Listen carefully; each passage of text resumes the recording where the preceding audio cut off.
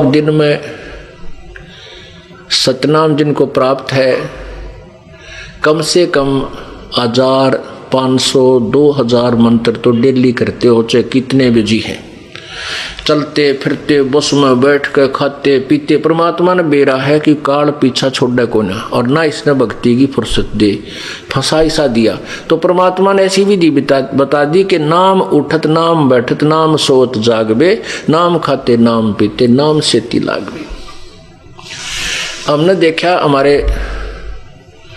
खेतों में जो हल जोड़ा करते थे हाली, कुछ तो हमारे मतलब हम उम्र थे, कुछ बड़े थे, तो तकरीबन हमने देखे वो क्या करते, हल जोत रहे हैं और रागनी गा रहे हैं उसका पीछे पीछे है, कोई फिल्मी गाना गाता गाता अपना काम करा। परमात्मा के अब हम वही परिश्रम करते करते कहता आरती कर ले, रमैणी कर ले, और बातें मंत्र श्रवण करे राम नाम का, ना परमात्मा की महिमा के शब्द गान लग जा, तो वो उसके द्वारा बीजा हुआ अन्न भी परमात्मा के मंत्रित हो जाता है उस वाणी से, और फिर वो उस अन्न को कोई खावेगा उसका भी उदाहरण लग जाएगा।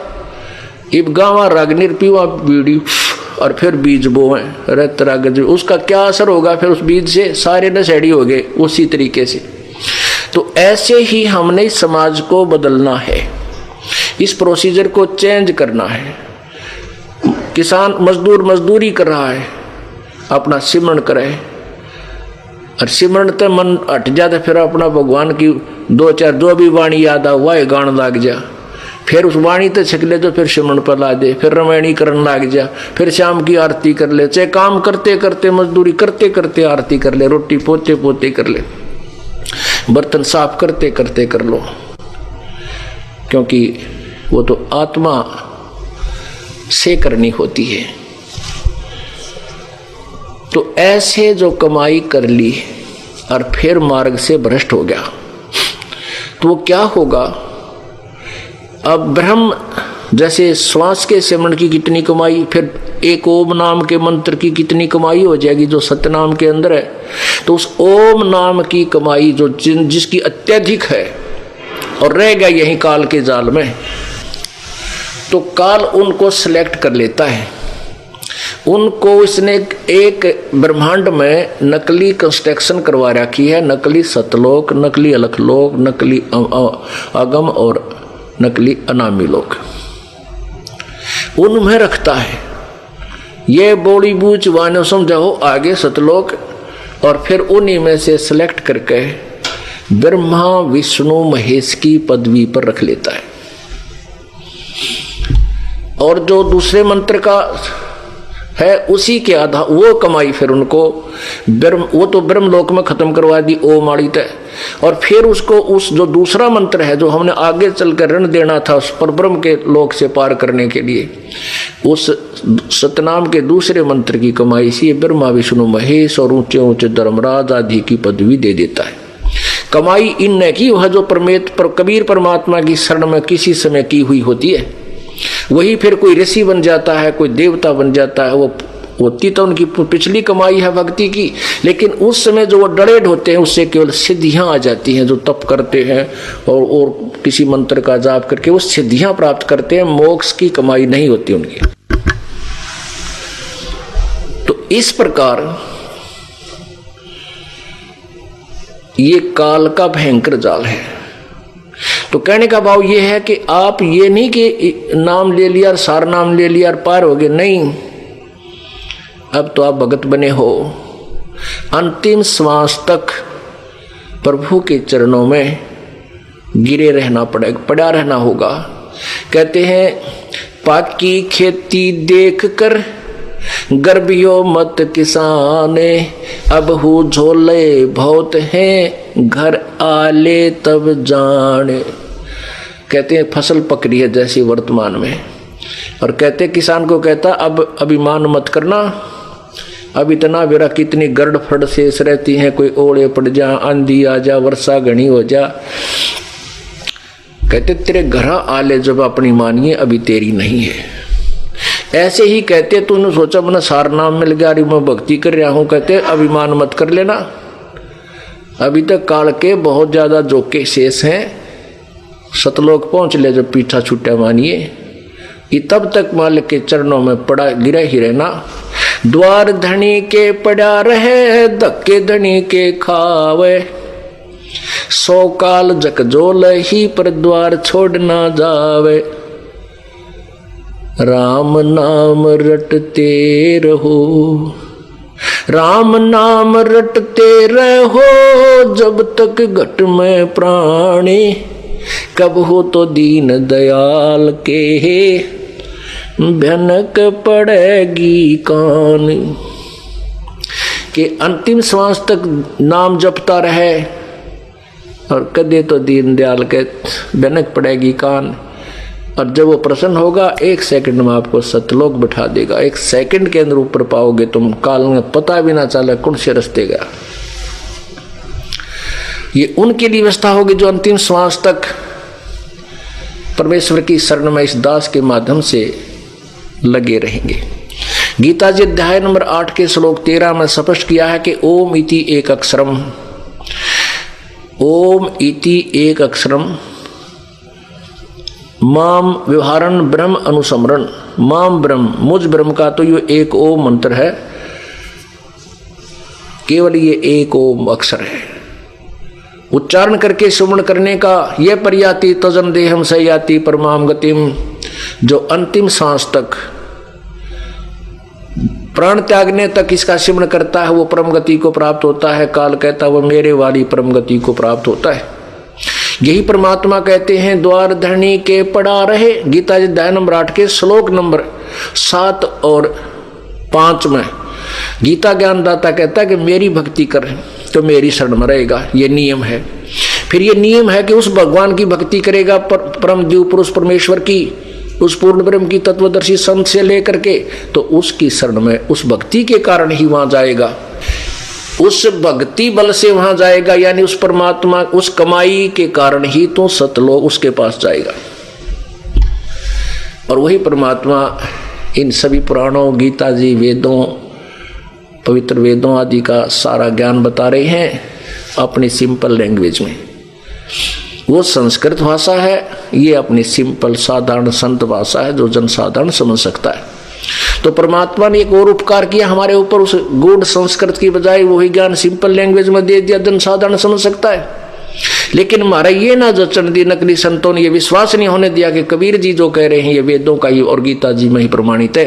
लेकिन अब हम शिक्षित हो गए, हम सामने देख करके तुरंत मान जाते हैं सचमुच परमात्मा ने पहले भी यही बता रखा था, वो पूर्ण ब्रह्म ही है जो वेदों को भी जानते थे। जबकि अशिक्षित लोग कहा करते उनको, अशिक्षित होते हुए वेदों का ज्ञान जानते हैं, इसका मतलब वो परम पिता परमात्मा थे, वो सर्व भाषा से परिचित थे।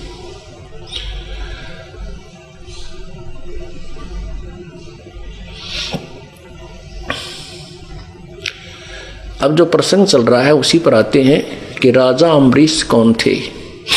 ये पहले किसी जन्म में प्रभु के चरणों में रहे कबीर जी के, और खूब भक्ति की, लेकिन फिसल गया पैर, रह गए काल के जाल में।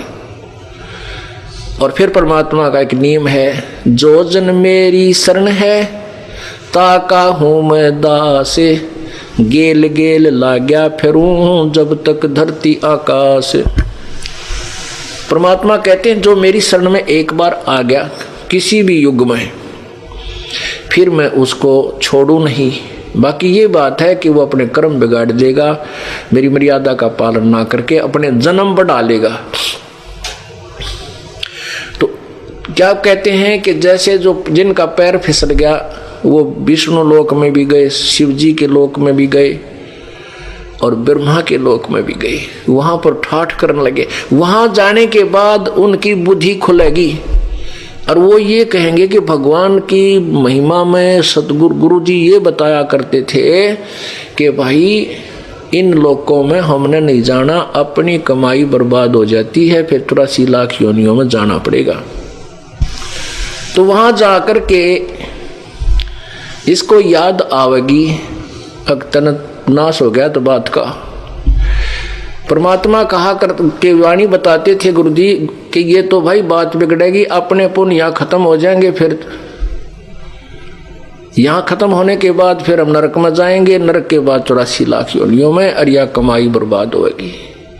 फिर ये पुण्यात्मा वहां रोएगा बुरी तरह, क्योंकि ये ज्ञान इसको टेकन नहीं देगा वहां पर भी। अब कितने दयालु हैं वो कबीर परमेश्वर, कितने दयालु हैं। कहते हैं शिव मंडल ब्रह्मापुरी चाहे विष्णु लोक में हो, हमरे गुण भूले नहीं तो आन छुटाऊं तो। वहां जाकर भी तो रोएगा, तड़फेगा बुरी तरह, भगवान ये बंदी छोड़, मेरे पर गलती बन गई, मुझे बचा लो। कहते हैं तेन वहां से भी छुड़वा लूंगा और फिर पटक दूंगा धरती पर, फिर मनुष्य जीवन मिलेगा तुझे। मतलब वहां देवता भी तरस रहे हैं अब इस ज्ञान को सुनकर। जब वो देवता बन जाते उनको पता है कि तुम अपनी पूंजी खा करके फिर नरक में जाओगे, वहां रो रहे हैं वो ऊपर को। ठीक है, जैसे यहाँ घुटी सूटी ला के व्यवस्था एक दूसरे ने देखा हम इसी प्रोसीजर में फटोरे हैं, वो भी वहाँ फटोरे हैं। लेकिन जब ये ज्ञान उनके कानों तक जाएगा, उनके कलजे पाट जाएंगे उन देवताओं के और ऋषियों के, कहते तुमने तो नाश कर दिया। वो भी तरफ रहे होंगे कि हमने तो गलत ट्रेनिंग कर ली, गलत कोर्स कर लिया, हमने गलत साधना कर ली, हम तो गलत स्थान पर आ गए, उचित स्थान पर नहीं गए। वो फिर भी तरफ रहे हैं कि हमें मनुष्य जीवन मिल जाए किसी तरह। तो पुण्यात्माओं, जो परमात्मा की भक्ति किया हुआ हंस वहां तड़फेगा, ये परमात्मा। लेकिन वहां तड़फेगा कौन?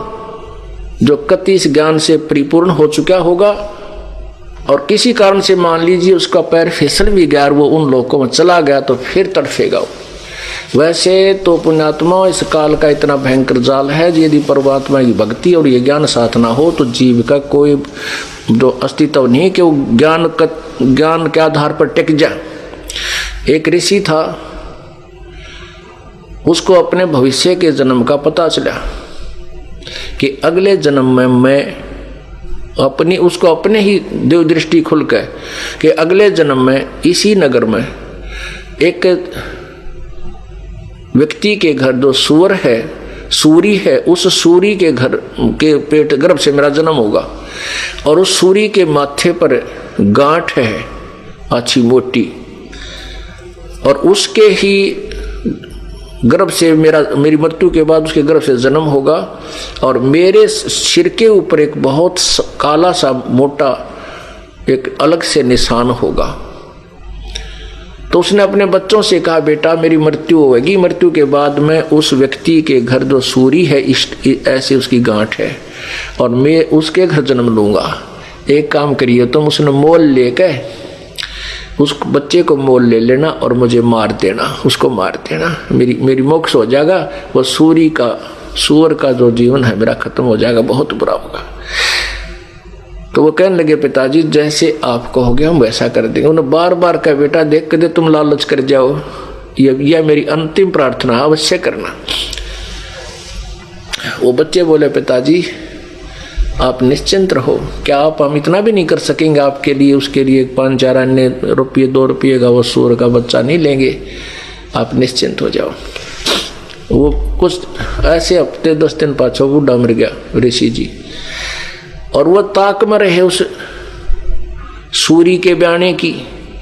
वह महीने 2 महीने में 6 महीने हुआ, सूरी ने बच्चे दे दिए। वह जो गांठ थी शर्मनारी दिखे थी, उसके वही बच्चा हुआ जिसके सिर के ऊपर एक काला सा अच्छा निशान था।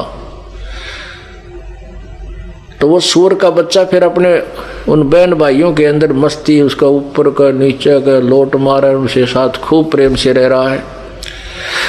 अब वो बच्चे गए उस व्यक्ति से कहा, भाई ये बच्चा हमने मोल दे दे तू। उसने कर दिया, सौदा ले लिया। जब उन्होंने मोल ले लिया और उनने वो बच्चा उठान लग गए, वो भाग लिया, फिर पकड़ा भाग भूख है।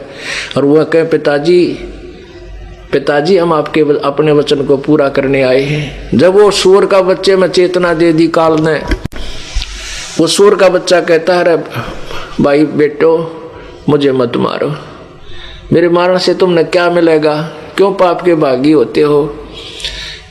तो कहने लगे, पिताजी आपने तो कहा था भाई इसको मोल लेकर के मुझे मार देना। ने बोला, भाई मुझे मत मारो, मेरा दिल लग रहा है, मेरे भाई बहनों में यहाँ पर मैं ठाठ से रह रहा हूँ, मुझे कोई तकलीफ नहीं, मत मारो मत। उन्होंने छोड़ दिया, भाई मत मारो, क्यों मारा, जो पाप तो वैसे पाप ही है। तो ये समस्या है इस काल की। जब एक सुअरी के बच्चे के जन्म में वहां उस अपने परिवार में इतना व्यस्त हो गया, इतना खुशी मना रहा है, और स्वर्ग में जाए पास देवता कद्दे भी इस बात को हृदय से नहीं कहेंगे, ऊपर से कह भी दें भाई मानुष जन्म इनका हो गया तो हम जो है ना वो भक्तिया नहीं करें, मोक्षशाली करेंगे, तत्वदर्शी संत ढूंढेंगे, यान दे फिर अंडी पाक जाए, अपनी अपनी डफली अपने अपने राह। क्यों? काल की बहुत भयंकर मार है। तो ये वहां पर हृदय में कसक कि भगवान ये तो गलत स्थान पर आगे तड़फेगा, वो एक आध ही होता है। कहते हैं उसकी वो जो मेरी प्यारी आत्मा ऐसे वहां तड़फ करेगा, उसके पास पहुंच जाऊंगा, उसको शरीर को ऑफ कर दूंगा वहीं से, देव वाले शरीर को, और उसको ले आऊंगा वहां से, फिर मनुष्य शरीर दे दूंगा। अब देखो वो परमात्मा तो हमारे लिए इतने खाड़े भरन लाग रहा, और हम कति बालक की तरह उसकी तरफ परवाह नहीं कर रहे। तो पुण्यात्माओं ये बातें कहन सुन की नहीं, ये कर पाड़न की है।